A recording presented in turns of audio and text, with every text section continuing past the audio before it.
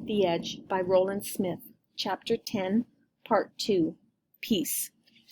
Zopa had not returned by the time we left camp. Cindy and Ethan stayed behind. Philip didn't say a word to either one of them that I saw. I told Ethan to tell Zopa where we were headed if he happened to return, which was probably unnecessary. Zopa would know where we were going. He always did. JR, Jack, and Will recorded our every move and word under Philip's direction, which meant they had to run across the scree to get in front of us, film us passing, then run ahead again, covering twice as much ground as we were, with heavier equipment. Not easy after falling off a cliff the night before. Note to self, do not become a videographer. But they didn't complain. It was as if the project was fueling them with superhuman endurance. Philip seemed to have come into his own too, making suggestions for shots, asking us interview questions as we walked. I think having Cindy dump him, if that was what she'd done, had reminded him what he was there for. He was actually smiling from time to time, telling everyone they were doing a great job. Raffi tried to hog Alessia, but every time Philip caught him doing this, he broke them apart, making Alessia walk alone or with one of us. I'd caught a couple of Alessia's answers to Philip's questions, and it was clear to me who was going to be the star of the show. When the cliff came into view, Philip slowed us down because he needed to pick out what he called the long shot.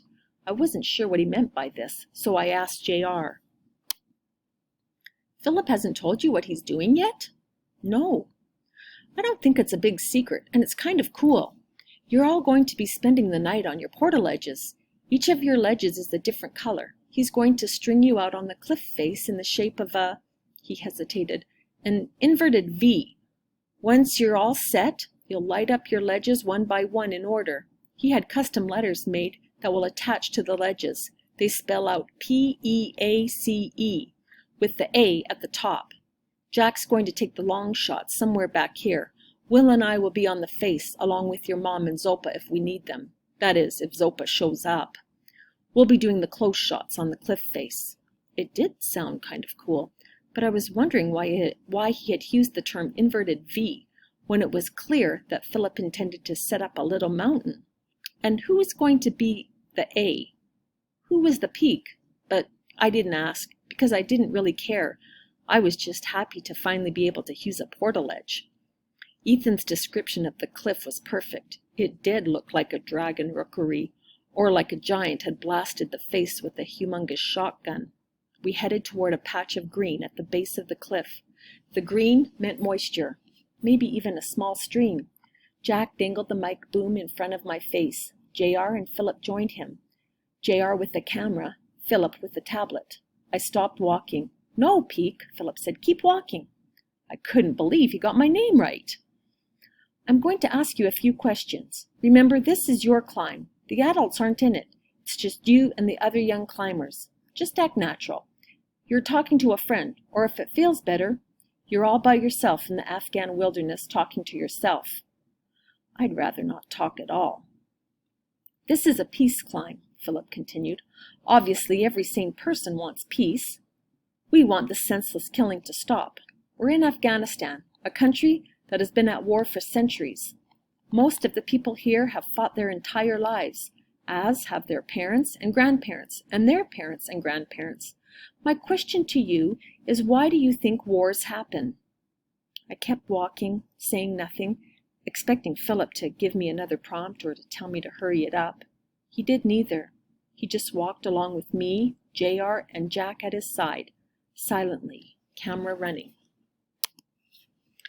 Money, religion, land and power, or a combination of these things causes wars. It's interesting that some of our former enemies, Britain, Japan, and Germany, are now our friends. So what was the point of all the people who died in the Revolutionary War, World War I and World War II? Wouldn't it have been better to just skip the war part and get to the friend part? We have to protect ourselves. We have to help those who can't protect themselves. But beyond those two reasons, I don't get the whole war thing. I walked on for a few more feet with the camera and mic boom in my face, wondering if I should say something else. But I had nothing more to say. "That's a wrap," Philip finally said, grinning. Beautiful! I loved it! JR and Jack were grinning at me too. I didn't want the compliment to feel good, but it did. They wandered off to interview someone else. I continued across the scree, thinking about Zopa, the climb, and the twins. I wondered how the two Ps were doing without Mom, which stopped me in my tracks. If I was missing the twins, Mom had to be going crazy. This was the first time she'd been away from them for more than a night. I turned around. We were spread out across the scree for at least a half a mile. Raffi was the closest to me. Mom was 100 yards behind him. She was walking with Alessia. Behind them were Philip and the film crew, heading towards Aki, Homa, Abdullah, and Ilam. If I waited for Mom, Raffi would catch up with me, and I might have to walk with him, which I didn't want to do. I turned back to the cliff. I knew it wasn't a race, but I really wanted to get there before Raffi. I set a brutal pace, and by the time I got there, I was panting like a dog. A tree was being fed by a spring about 10 yards across. The water was deep. If Ethan had been there, he'd have been swimming. If I could swim, I'd have been swimming. I got down on my knees. Don't drink the water. I nearly fell in. Zopa was sitting on the far side in plain sight. But he had been so still when I walked up, I hadn't seen him. He laughed. Where was your mind? And where were you this morning? I snapped back, a little ticked off at being startled. Here, waiting for you, Zopa answered calmly. How is Ethan? He won't be climbing for a few days. Cindy is staying in camp with him. Don't you sleep? Not in the way you do. Big surprise. I didn't recall seeing him sleep on Everest either. But a lot of people don't sleep on Everest. Not enough oxygen. We're spending the night here. Did you bring your gear? Zopa shrugged. Did you bring the camel and donkey? Zopa nodded. How did you know that this was where we would be? This elicited another shrug. In other words, he wasn't going to tell me, or else he didn't know why he had come here. We're using our portaledges to make a mountain on the cliff face, I told him. It will look like a Christmas tree lit up at night. I was pretty sure Buddhists didn't celebrate Christmas, and wondered if Zopa even knew what a Christmas tree was. Come around here, he said. You are shouting.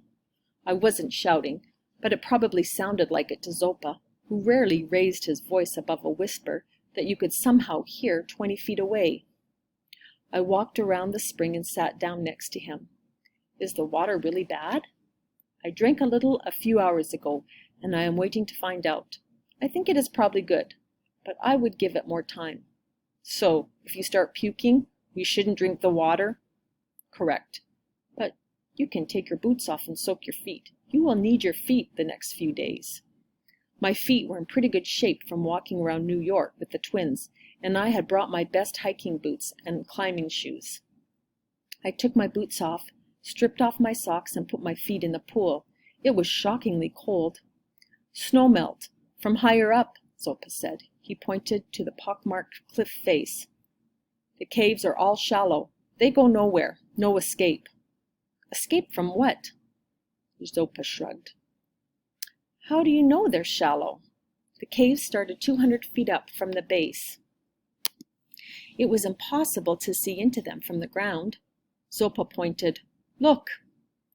It took me a while, but I finally spotted the silver anchors glinting in the sun.